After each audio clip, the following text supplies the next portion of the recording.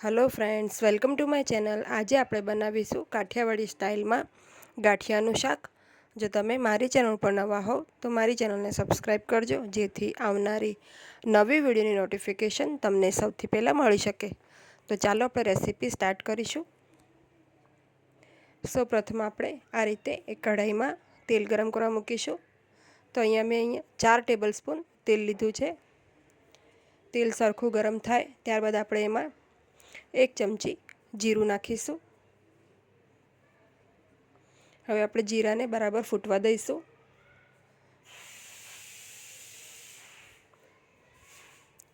તો જીરું બરાબર ક્રેકલ થઈ જાય ત્યારબાદ આપણે એમાં હિંગ નાખીશું। તો હિંગ અહીંયા થોડી આગળ પડતી લેવાની છે। મેં અહીંયા અડધી ચમચી હિંગ લીધી છે। સાથે 2 નંગ એકદમ ઝીણી સમારેલી ડુંગળી લીધી છે, એ નાખીશું। સાથે થોડા 8 થી 10 પાન લીમડાના લીધા છે, મીઠા લીમડાના, એ નાખીશું। હવે આપણે આ ડુંગળીને ડુંગળી થોડી ગોલ્ડન બ્રાઉન થઈ જાય ત્યાં સુધી મીડિયમ ફ્લેમ ઉપર આને થવા દઈશું।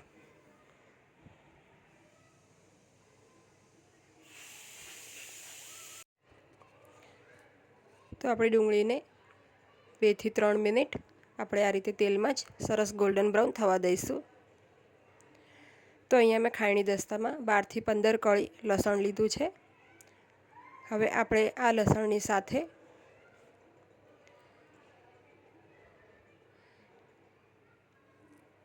1 ચમચી જેટલું લાલ મરચું પાવડર છે એ નાખીશું। અને લસણ સારી રીતે એકદમ વટાય એની માટે આપણે ચપટી મીઠું નાખીશું। તો અહીંયા તમે કાશ્મીરી લાલ મરચાંનો પણ ઉપયોગ કરી શકો છો। એને પણ આ રીતે ખાયણી દસ્તામાં નાખીને આ રીતે આપણે લસણને અને મરચાંને વાટી લેવાનું છે આ રીતે। તો આપણી પેસ્ટ અહીંયા રેડી છે। આપણે એક બાઉલમાં લઈ લઈએ મસાલો। તો કાશ્મીરી લાલ મરચું પાવડર નાખવાથી શાકનો કલર ખૂબ જ સરસ આવે છે।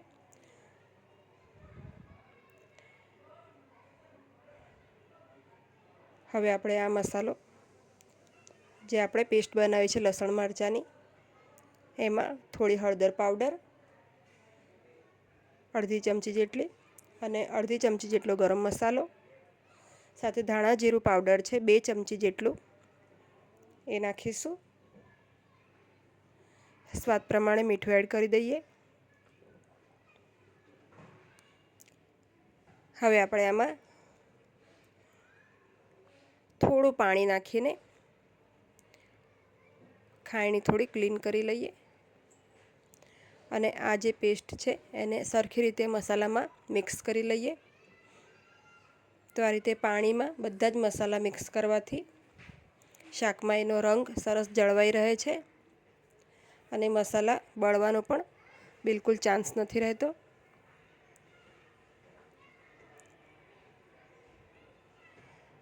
તો આપણો આ મસાલો અહીંયા રેડી છે।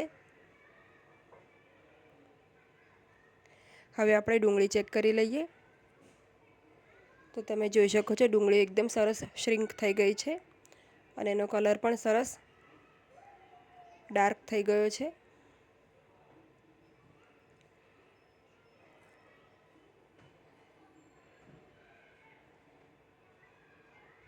હવે આપણે આમાં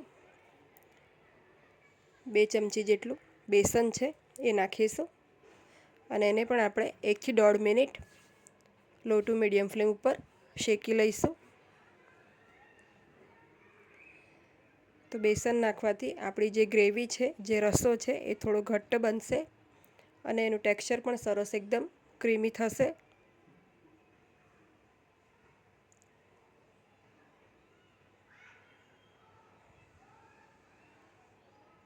તો આપણે બેસનને 1 થી 1.5 મિનિટ શેકી લેવાનું છે।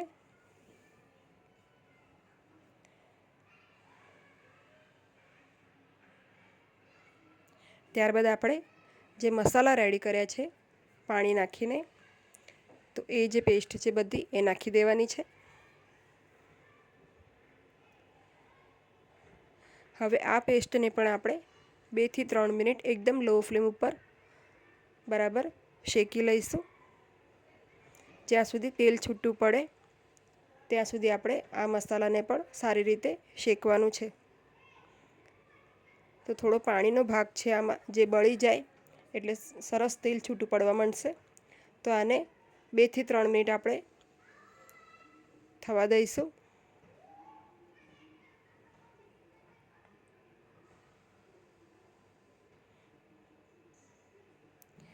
હવે અહીંયા મેં 3 નંગ મીડિયમ સાઇઝના ટામેટાં લીધા છે અને એને ગ્રેટ કરી લીધા છે. છીણીથી છીણી લીધું છે. તમે ઈચ્છો તો એને મિક્સી જારમાં પણ ક્રશ કરી શકો છો. હવે તમે જોઈ શકો છો આપણે સરસ તેલ છૂટું પડવા લાગ્યું છે આમાં. આ સ્ટેજ ઉપર આપણે જે ટામેટાની પ્યુરી છે એ નાખી દઈશું. તો ટામેટાં આપણે એકદમ સરસ લાલ કલરના હોય એવા જ લેવાના, જેથી શાકનો કલર સરસ આવે. તો હવે આપણે ટામેટાને પણ સરસ રીતે કૂક કરવાનું છે.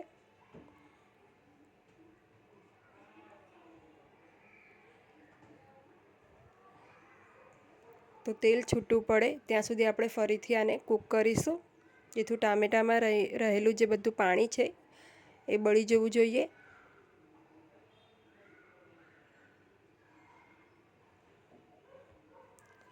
તમે ઈચ્છો તો આને ઢાંકીને અથવા તો ઢાંક્યા વગર પણ 5 થી 7 મિનિટ આપણે એકદમ લો ફ્લેમ ઉપર આને કૂક કરીશું. તો આપણે ઢાંકીને કરીશું તો ફટાફટ થઈ જશે, એટલે 4 થી 5 જ મિનિટમાં આપણા ટામેટાં સરસ કૂક થઈ જશે. તો 5 મિનિટ થઈ ગઈ છે. તમે જોઈ શકો છો સરસ તેલ ઉપર આવી ગયું છે અને આમાં જે પાણી હતું એ બધું બળી ગયું છે.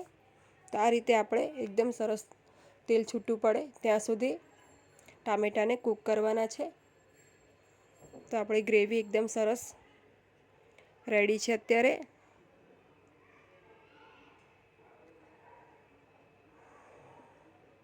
હવે આપણે આમાં આ મોળા લીલા મરચાં છે 2 નંગ, એને આ રીતે સમારીને મેં નાખ્યા છે.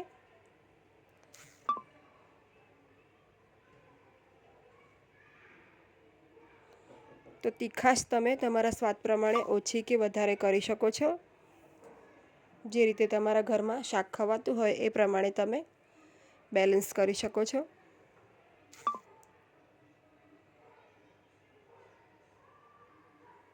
હવે આપણે આમાં પાણી નાખીશું. તો અહીંયા મેં લગભગ 200 ml જેટલું પાણી નાખ્યું છે. પાણી નાખ્યા બાદ ઝીણી સમારેલી કોથમીર નાખી દઈશું ડાળખા સાથે. તો જે નરમ નરમ દાંડી હોય કોથમીરની એને એકદમ ઝીણી સમારીને પણ નાખી દેવાની, એનાથી પણ શાકનો સ્વાદ હોય છે, ખૂબ જ સરસ આવે છે. હવે આપણે આ જે આપણે રસો છે એને થોડીવાર ઉકળવા દઈશું. તો લગભગ 3 થી 4 મિનિટમાં આ સરસ ઉકળવા લાગશે.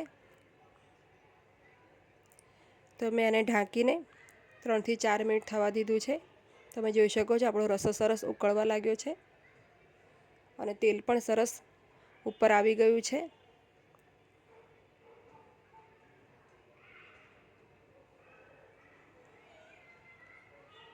તો આ રીતે ફક્ત 3 થી 4 મિનિટમાં જ સરસ ગ્રેવી આપણી ઉકળી જાય છે, તરત તૈયાર થઈ જાય છે.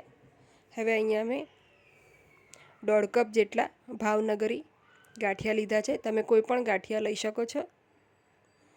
તો આ ગાંઠિયાને આપણે અત્યારે ગ્રેવીમાં એડ કરી દઈશું. તો તમારે જ્યારે શાકને સર્વ કરવાનું હોય ત્યારે જ તમારે ગાંઠિયા એડ કરવાના. સાથે કિચન કિંગ મસાલા છે 1 ચમચી જેટલો, એ નાખી દઈશું. જો આ મસાલો ના હોય તો તમે અડધી ચમચી ગરમ મસાલો પણ નાખી શકો છો.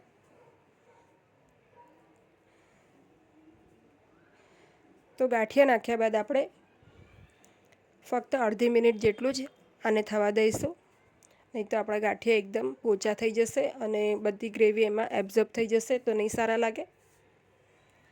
સાથે ફ્રેશ કોથમીર છે આપણે એકદમ ઝીણી સમારેલી, એ નાખી દઈશું, મિક્સ કરી લઈશું.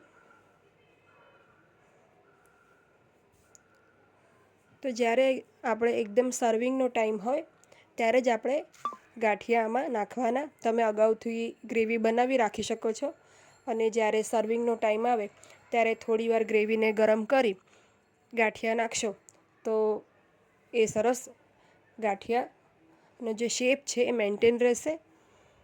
તો રેડી છે આપણે કાઠિયાવાડી સ્ટાઇલમાં એકદમ સરસ ઢાબામાં મળે એવું ગાંઠિયાનું શાક.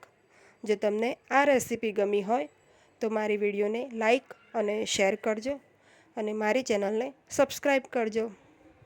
Thanks for watching.